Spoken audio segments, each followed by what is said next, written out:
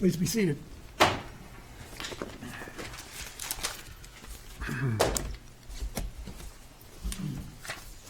This is the time set for oral argument in our case number 1, CACV 140793, Benevolent and Protective Order of Elks versus State of Arizona Department of Liquor Licenses and Control.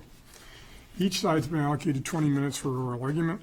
Appellant, if you desire additional time for rebuttal, you need to reserve your time. The amount of time that's shown in the clock includes your rebuttal time. So if it shows 5 minutes, that includes any time you have for rebuttal. To assist you, you should all be aware that we have read the briefs, we have looked at the record, we've looked at the statutes and cases, and we've conferenced this case. So we're relatively familiar with the facts, the issues, and the law. While each side has been allocated 20 minutes, there's no requirement that you use it. If you're done arguing, you have nothing else to add, and we don't have any further questions, please feel free to say you're done and sit down. Finally, these matters are, this argument is being audible, there's an audio recording being made of this argument. There might also be a visual, we've had a problem with our video cameras, but there might also be a video recording. So when you first approach the podium, please clearly state your name and who you're representing. With that, Counsel for Appellant.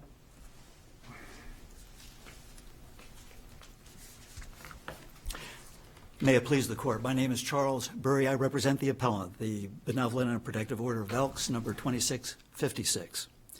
As the Court is aware, this case concerns disciplinary, and I should probably interrupt myself and say I'd like to reserve 3 minutes for rebuttal, if I may.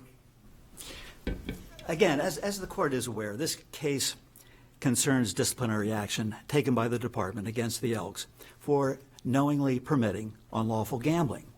We submit that action was arbitrary, capricious, and an abuse of discretion because neither the facts nor the law support that action.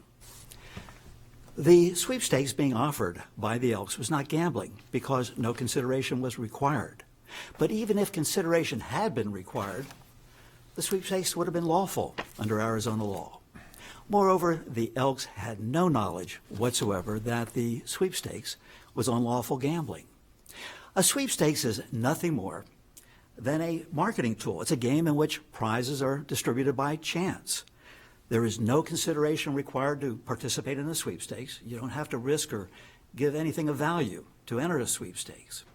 In this case, the Elks used its sweepstakes to encourage its members to make donations that were used to fund its charitable purposes.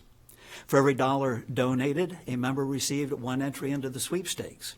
But no donation was required to participate in the sweepstakes. Let me ask you about this.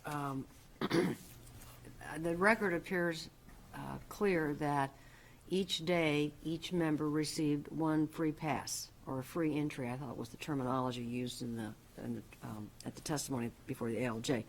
So there's 1 free pass, so to speak, and then, of course, someone could write to Patriots in Florida and maybe ask for some additional, but apparently there's no evidence that that ever happened. Correct. Okay. How and the ALJ found that perhaps maybe 9% of the plays were used by the members for free passes.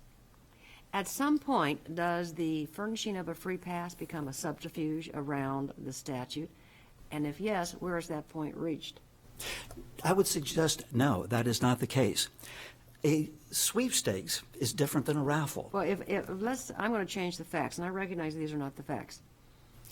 If the record was that, yeah, there was a free pass, but only 2 members ever accessed the free pass, would that be enough to say that this was not gambling because members could play for free when only maybe a small percentage accessed the free pass? Oh, I would submit it would be enough to keep this game as a sweepstakes as opposed to a raffle. It's interesting. How was that different, counsel, than me going up to Las Vegas and getting a free play at a roulette wheel? Does that make that a sweepstakes? Well, you get a free pass from, let's say, the hotel you're staying, but you still have to put money into the machine to play the game. You do I the don't same have to thing do here? that. No, you don't. I Again, can go up to Las Vegas and get a free play and not put any money in any machine. well, I've done it. you get a free Lose though, don't you? you get a free pass to put into the machine. The machine requires money or a free pass to play. In this case, with the sweepstakes, by the very nature of the game itself, no consideration is required to participate. Now, to get back to Judge Norris's question, let's just assume that only 2% of the sweepstakes entries were associated with a free play. You know, that's not surprising because keep in mind, this sweepstakes was only available to members of the Elks and their spouses. And by reason of that fact, they are inclined to promote the charitable work of the Elks. That means they're going to give money, they're going to donate money to the Elks, irrespective of whether there's a sweepstakes or not. The fact that there was a sweepstakes was designed to encourage additional donations, and it had that effect. But the fact that most people chose to donate and then receive a gift, that being the chance to participate in the sweepstakes, isn't surprising at all.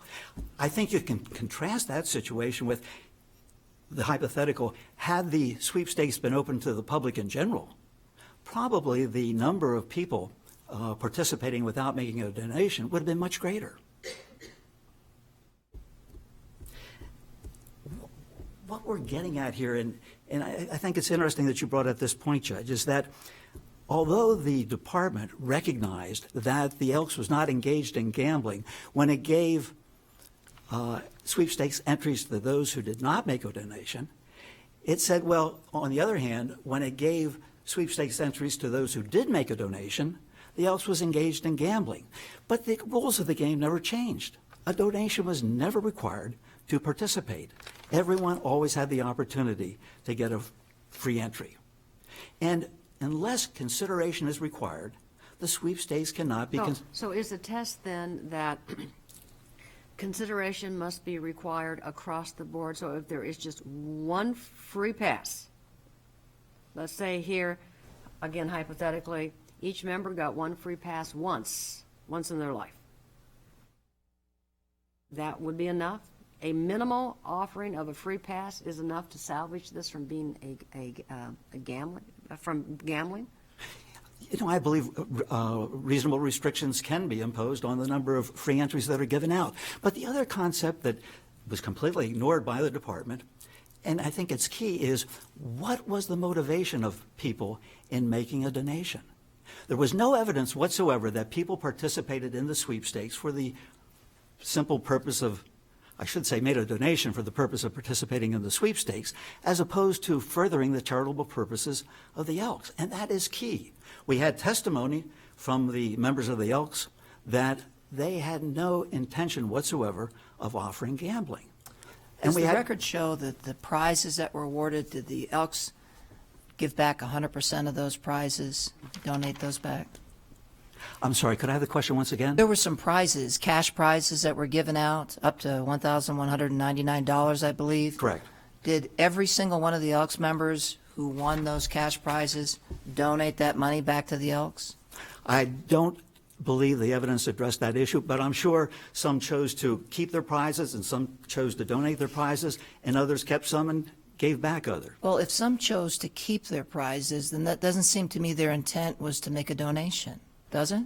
Well, the fact that they made a donation, I mean, the fact that they kept the prize doesn't mean they didn't intend to make a donation. Well, if I'm taking money from the Elks, it seems to me I'm not donating money to the Elks. So if I win money out of a machine, or I go in and I cash in my money and I keep it, something tells me that's not a donation. What do you think? I think you're wrong.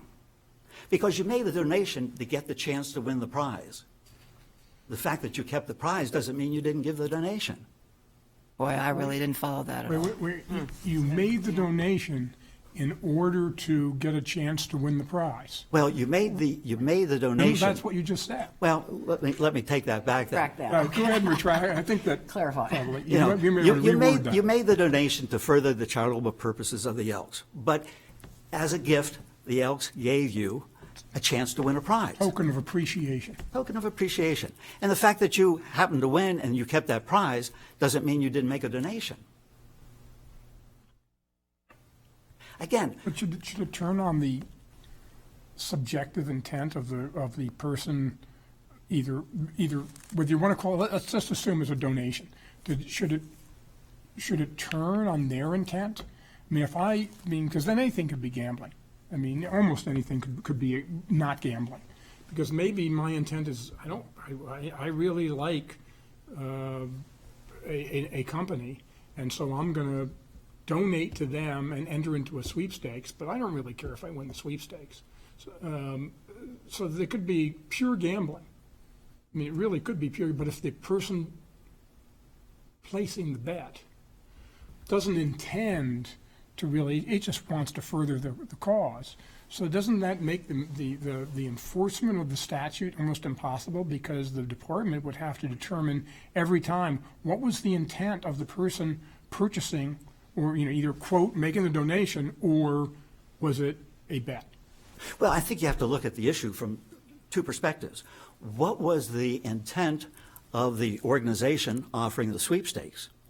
Was it offered to promote, let's say, But that goes to your third argument, right? About they didn't knowingly intend to have unlawful gambling. well, it applies, I think, across the board. I think you have to look at the intent of the organization offering the sweepstakes, and I think you have to look at the intent of the people participating in the sweepstakes. Again, there was no evidence in this case that any member made a donation for the purpose of simply participating in the Again, sweepstakes. if you have to look at that as a component, That is a component. if you have to look at the intent of the person placing the bet, or, quote, making the donation, whichever way you want to call it, how is the statute enforceable? Because the department would then have to find every person who made a donation and say, did you really mean to make a donation, or did you intend to place a bet? And the person may say, I don't know, I did it for both reasons. And then if what happens if they find every person, 1,000 people who made these contributions, and one person says, I did it so I could have a chance to win. Does that make it gambling? Could. Again, take a look at the cases cited by the state when it came to internet time and long-distance telephone calling card cases. In those cases, they looked at what was the intent of the organization offering the sweepstakes, and what was the intent of the people that were, in those cases, purchasing the cards or the internet time. And in those cases, they found that the sweepstakes was simply a subterfuge. It was a way to try and legitimize But gambling. isn't that somewhat similar to what's happened here? For example, the case I think you were discussing about internet time, Cleveland versus Thorne. That case was tried to a jury.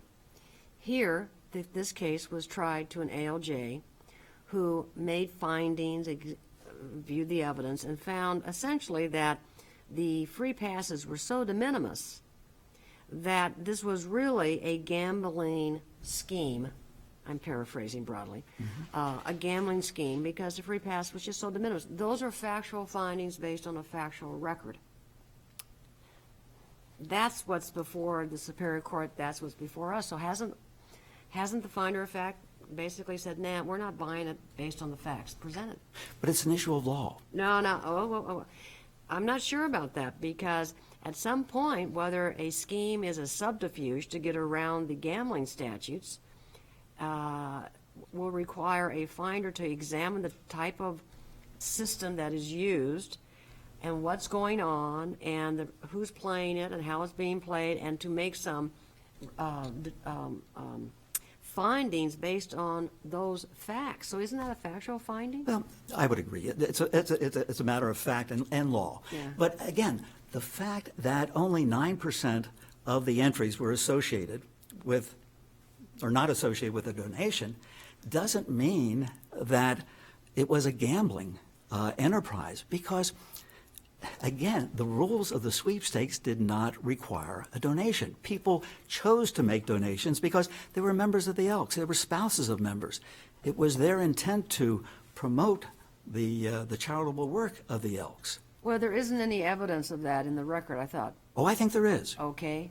I think there is. I think you'll find testimony from members of the Elks to the effect that everyone who participated in the sweepstakes knew that they were making a donation to further the charitable work of the Elks, and there was testimony about that work, about all the good things they did. Record?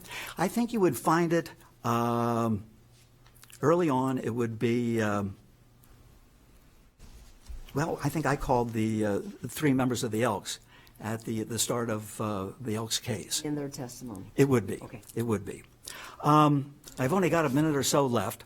The department has argued that even if consideration was required, that the Elks would not benefit from the charitable raffle exemption provided by 133302B.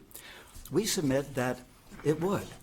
That statute allows charities such as the Elks to operate raffles so long as they abide by certain restrictions. In this case, the department contended that by reason of the fact that the Elks leased its equipment from a third party, that it violated the terms of 133302. Counsel, so the exception under 3302B3 is that no person except a bona fide local member of the sponsoring organization may participate directly or indirectly in the management, sales, or operation of the raffle. Fair? Correct. That's right. If I understand the facts, Patriots monitored the revenue generated by members purchasing plays, monitored the cash prize money paid to members, and monitored the free plays used by members, provided the initial rules for the sweepstakes, maintained the equipment, processed requests for free plays that were mailed into its office, and in return received 55% of the net proceeds generated by the sweepstakes. Is that accurate? I think that's fairly accurate, yes. And so you're saying all of those things don't amount to indirectly participating in the management, sales, or operation of the raffle? Your Honor, we would submit that Patriots was nothing more than the lessor of equipment. It leased the sweepstakes equipment to the Elks, and with that equipment, of course, came the rules and the software. Now, when it came to the actual management, operation, and sales of the raffle, the Elks did it all. The equipment was housed in the Elks Lodge. It was available only during the hours of operation that the Elks allowed. They decided who could participate. But they monitored, Patriots monitored the revenue generated, monitored the amount paid to members, monitored the free plays used by members, and processed requests for free plays. Well, when it comes to free plays, no free plays were ever requested. But that was part of the deal. Well, that was part of the deal. But when it comes to monitoring the income and the like, keep in mind that the equipment was being leased, and the lease was based on a percentage of the net donations. And so Patriots needed to know what was donated, what was paid out, in order to determine what the net proceeds were, and that was, necessary so it could compute its. Your comparison is to like the shopping center where they lease the property to a tenant, and part of the lease rent is a percentage of net revenue. That is correct. Mm-hmm. That is correct. By reason of the fact that they rented the space and that the landlord was getting a percentage of the net profit or gross profit, doesn't mean that the landowner, the property owner, had any say-so in the management, sales, or operation of the business. The analogy is direct. I see that I have about 3 minutes left, and if I may, I'd like to reserve that. Questions? Questions? Oh, thank you. Counsel for the appellee.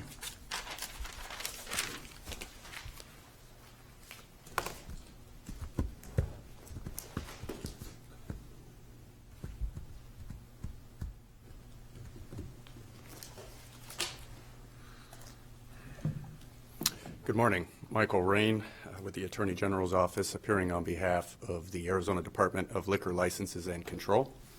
And may it please the Court. In preparing for today's argument, there was one point that I wanted to get across at the beginning of the argument, and I just couldn't figure out a good way to phrase it.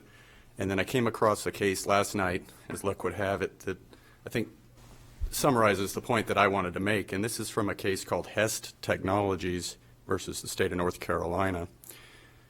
Hest Technologies, as you might note from the record, is the software provider that you'll see mentioned in the record for these gaming machines. Citation to the case.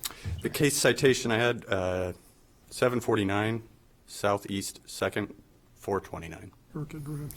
And there the court begins its opinion with this statement. No sooner is a lottery defined and the definition applied to a given state of facts than ingenuity is at work to evolve some scheme of evasion which is within the mischief,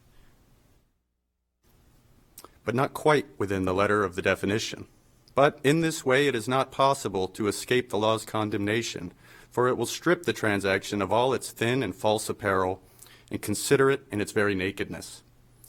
It will look to the substance and not to the form of it, in order to disclose the real elements and the pernicious tendencies which the law is seeking to prevent. The court will inquire not into the name, but into the game, however skillfully disguised, in order to ascertain if it is prohibited.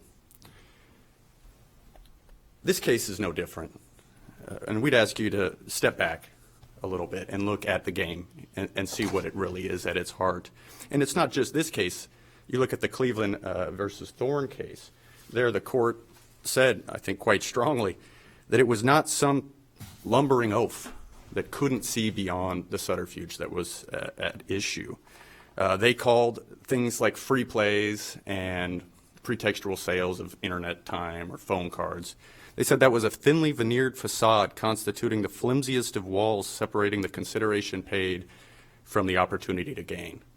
And so when you look at this case and you look at what's really going on, a member of the Elks comes into the Elks, has cash in hand. He goes to a kiosk, gets himself a player's card, loads his money onto that card, goes over to a machine. The machine, and there's no dispute about any of these facts. Fairness, I think the card said on the front, charitable card or something, the word charitable was on the front of the card, right? Certainly, and put signs up that say it's going to be a donation and other. I'm just correcting you. When you said player's card, I didn't want Oh, that okay. to indicate that it said player's card. Oh, no, it's Okay. The size and shape, I understand, of a debit card. Can the member use the card for the one free pass before putting any money on it? I'm not sure the exact operation of it. I know that they do receive that free play, whether it's loaded onto the card or somehow available at the terminal. I don't know the answer to that. My guess would be that it's on the card. The cards are associated with an account, and you keep the card and would reload it. Yeah. So you go to the machine. It's designed specifically to have the look and sound of a traditional casino-style game. If you're lucky, you'll win. Maybe not Judge Gould. Gold will not win. Maybe not Judge Gould. But if you're lucky, you win, and you can go to the cashier where they kept cash on hand to pay out the winnings. If you're unlucky, your card gets down to zero. You might need to wait a day to get that free play added on there, or add your own money back in. How did it work? I saw on the record it said it was $500 they kept on hand. That was with the bar manager or the bartender. But some of these prizes were almost $1,200. I was just curious, how did you get prizes above and beyond $500? You know, I know that in the record, and it's there's some anecdotal testimony about making payouts. I'm not sure that it specifically addressed the large prize issue, but we do know, I know as I stand here today at least, that they kept a bank of at least $500 to pay out the usual prize. Now, opposing counsel raised an issue, and I saw it. It's in the record. There was some testimony from some members of the Elks that they thought it was for charitable purposes, that these were donations. What's your response to that citation, that reference to that testimony? Well, I would agree, I think, with Judge Kessler, who said it's going to depend. Every case is going to depend on the subjective intent of the player. I mean, that would make it a very unworkable statute to try and enforce, because wouldn't everyone say that? Also, we've cited some cases that in our briefs that basically, I think it's Commonwealth versus Wintel, where they had a charitable motive. They had signs up that said 3% or whatever it was in that case, a low percentage was going to go to charity. And the court said that doesn't change the fact that they're paying money to benefit from a game of chance. That they basically disregarded that, just like they've always disregarded the pretextual sales and the free plays. And so I don't really believe that it's a manageable statute if we're now going to turn it on every case, whether someone meant to donate. I mean, an analogy might be a drug transaction. Well, you know, I wanted to buy some drugs because I knew this guy was on hard times and he lost his business. Marijuana. I wanted to. I guess I shouldn't go there. We have a case pending on that. What do you do something like KJazz. KJazz runs a fundraiser like every other week, or at least it seems that way. The one-day fundraiser. no. Excuse me? It's a They'll call it a fundraiser. one-day One fundraiser. day. And they say, if you give us X amount of dollars, we'll send you a gift. Now, that's clearly not a lie, because you're just, whether, I don't care if I get the gift or not, I'm going to donate. And you get a chance to enter into our sweepstakes. And I say, well, I really don't care about that either, because I like KJazz. I just want to make the money. Does that fall within gambling? I don't believe it does. Not knowing the details of KJazz's operation, it may perhaps qualify under the raffle Right, exclusion. so you're accepting that. Why is that gambling? Or isn't gambling? Well, and I'll acknowledge the line of cases that they have offered in terms of sweepstakes. And I want to return back to that quote I started with and say, we don't need to close our eyes to the distinction between that and what is really just straight up gambling with gaming machines. You look at the nature of the prize, they look at the duration of the game, they look at the amount of participants, they look at really the fundamental nature of what that is, and I'd say everyone in this room knows the difference between the KJazz promotional sweepstakes just as much as they know the difference between an under the bottle cap Coca-Cola promotion from having a gaming machine where you directly purchase the opportunity to win money. And you're getting, as a token of appreciation, is how they phrase it, you're getting an in-kind return. $1 gets you $1 of appreciation. And one thing I've never understood, and maybe you can help me on this, is how do you distinguish the Coke, the soda cop, that, they advertise and saying, okay, if you twist open the can, the cap, there may be a prize underneath the cap, but no purchase is necessary. Well, I have a hard time going to a retailer and saying, let me have a bottle of Coke so I can unscrew the top and see if I win a prize. And the retailer's going to say, for free? So how is that not gambling? Well, there are cases that we've cited to you that specifically address the sweepstakes cases and distinguish them for the reasons I've somewhat already noticed. If you look at Barber versus Jefferson County, Commonwealth versus Wintel, Cleveland versus Thorne, they all have that discussion. Let's compare these to those. And as I said, they're looking beyond the name. Yeah. They're looking at the substance. They look at the duration usually is a short duration. The payouts are usually a far lesser payout percentage, meaning that it's unlikely someone's going to go drink 42 cases of Coca-Cola to try and win the football phone or whatever it is that they're offering. Whereas you have this case here where it's more of a one-to-one. One person shows up to a terminal and has that person's fun that day or misery, depending on how the dice roll out. The Elks argues basically that because free plays were available to its members, that meant then that this was really, well, there really wasn't any consideration. So there wasn't any money placed at risk because of the existence of free plays. And the ALJ, in paragraph 5 of its conclusion of law, addressed specifically that argument and rejected it, explaining that the small percentage, approximately 9% of the play, did not involve risking money. The vast majority of the plays did involve such risks. So it took a very practical approach and said, since so much of the game here involved risk, the free play was really de minimis, and it was, without using the word subterfuge, kind of alluded to that.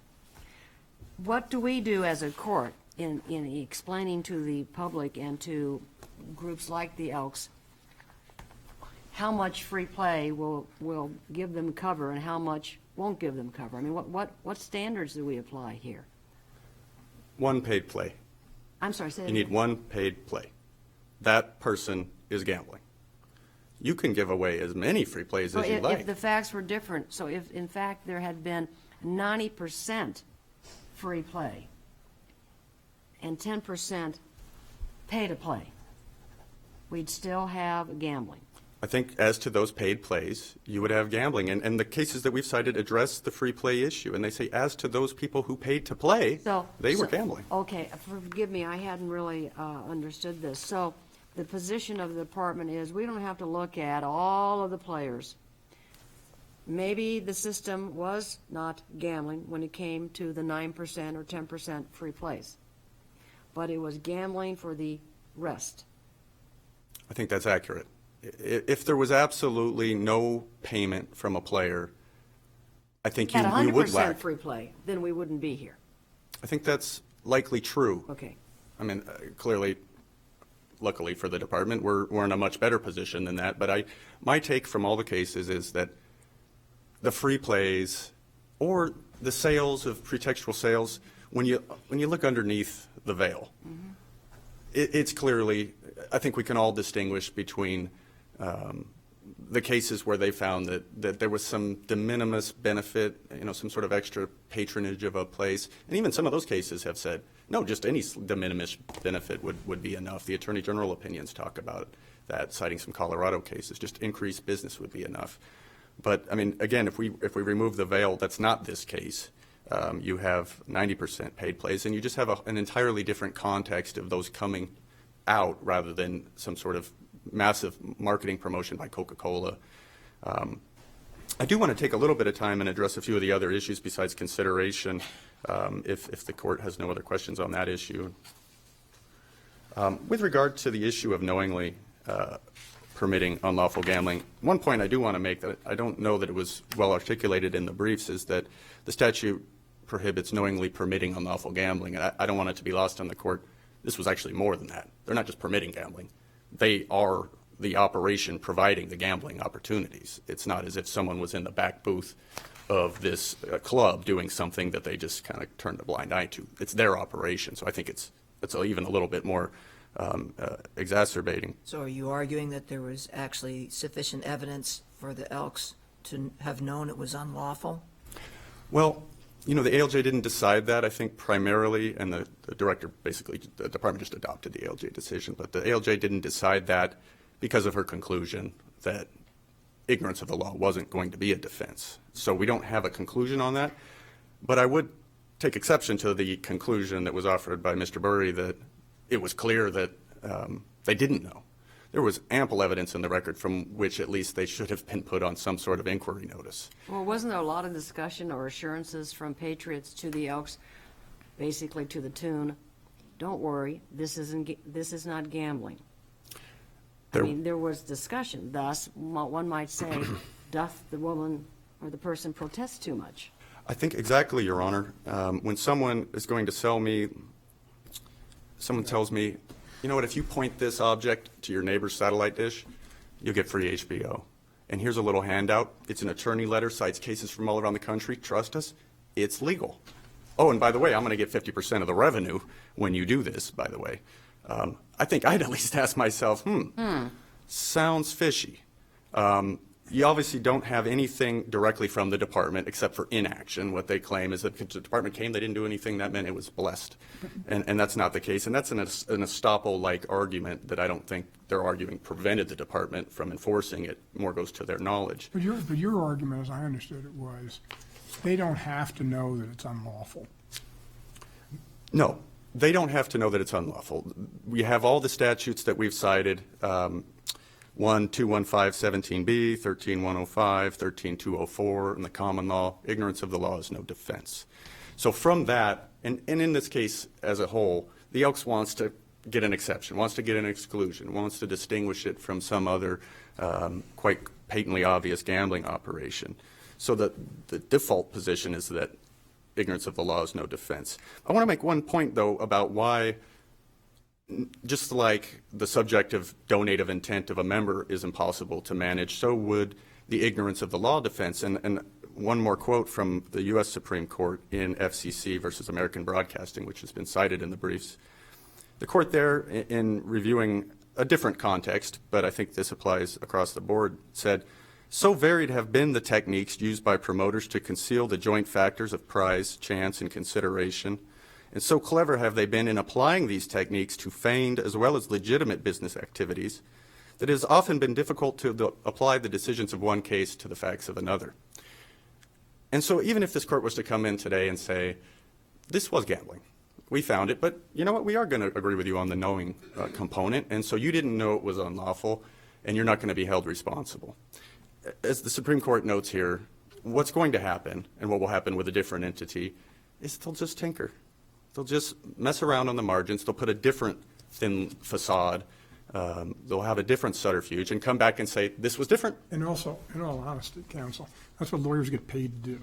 Exactly. I mean, let's face it, lawyers get paid to look at the law and say, this is what the law is. How can we find a way to do what my client wants to do that would be lawful? That would be different. They said, all we're going to do, the lawyer says, all we're going to do is do a subterfuge. Then that's a different problem. But let me get back to Judge Norris's question. She asked you, if we were going to issue an opinion on this, how the opinion would be worded to give the public information about what the test was. And if I understood your answer was, it's black and white. If you offer, even if you say it's donative intent, donation, and people can get them for free, if one person paid for that card, then that would be the consideration necessary to constitute unlawful gambling. That's how you would want it to read, in essence. Yes, I think when you look at the definition in 133301, gambling means the act of risking or giving something of value for the opportunity to obtain a benefit from a game of chance. So intent So has, that right. is Intent met. has no intent has no play in it. It is just if you give something for consideration, even if you didn't have to, that's unlawful gambling. As to that player, that's my take. Would you agree, though, that perhaps that would be insufficient evidence to show that the Elks knowingly permitted unlawful gambling? In other words, if you're going to show that they knowingly permitted it and there was only one play that was for money, the Elks would have a pretty good factual defense to say, how are we supposed to know that we're permitting gambling when one person out of 50,000? I mean, there's consequences to that position that you're taking here. Those aren't the facts, but that issue may come home to roost in another aspect of the case? Not at least if it's anything like this case where the Elks are in charge of, I mean, they're going to know if someone paid because they're going to take the I'm money. not talking about this case. I'm talking about Judge Kessler's example. I understand. One person pays $1 to gamble one time. Do you think you could prove that the Elks knowingly permitted unlawful gambling on their premises with that kind of evidence? I think I'd need more facts to answer the question, but I think, in addition, that situation doesn't present as troubling of a scenario. One person gambling would be a quite different situation than having one of the highly regulated liquor establishments set up a gambling operation where 90% of the people were paying to play that was ongoing. So, I mean, if someone slipped through the cracks, I think you'd probably have a different enforcement attitude. And I want to make a point, because that reminds me of something when we talk about the knowledge component, because I do want to give some credit to the Elks. I don't want to call them a patsy, but not. I think Patriots drove this. Patriots prepackaged this deal. They sell it. They say, trust us, this is totally legit. But I do want to point your attention to the ALJ's decision with regard to the amount of the civil penalty, where she specifically incorporated the idea that, wasn't completely all on them.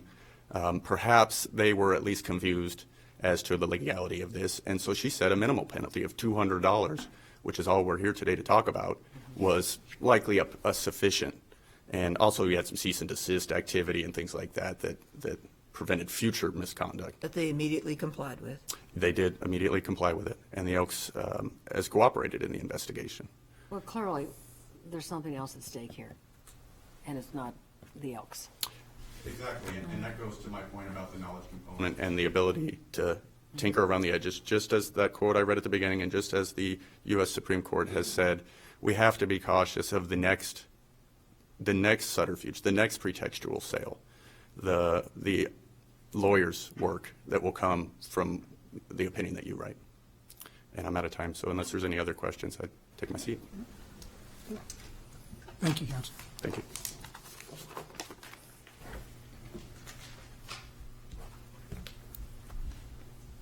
If I may, I'd like to address the knowing issue. If we look back at the record, the evidence is unequivocal. Every Elks member who testified said the same thing. We didn't know the sweepstakes was unlawful gambling. And when we look at the testimony provided by the department, that too was unequivocal. They said we knew about these sweepstakes for over 2 years, and we didn't have a problem with it. Then when the department changed its mind, it told the Elks to shut down, the Elks shut down. But nonetheless, the department went ahead and turned around and charged the department with knowingly offering or permitting unlawful gambling. I would submit, how could the Elks be expected to know that this sweepstakes was unlawful gambling when the department didn't even know the sweepstakes was unlawful gambling? That look back by the department was just fundamentally unfair. I mean, it was an abuse of discretion to claim that the Elks should have known this when the department didn't know that. There are ways of trying to, I don't know if you want to call it insulate yourself from liability, because maybe it won't, but at least take precautions. You could, instead of listening to the promoter of the game, you could go to your attorneys, ask for an opinion, or go to a legislator or another public official and ask them to have to ask the Attorney General to give an opinion. Those are ways of dealing with, was it knowingly unlawful? Well, am I in violation of the law?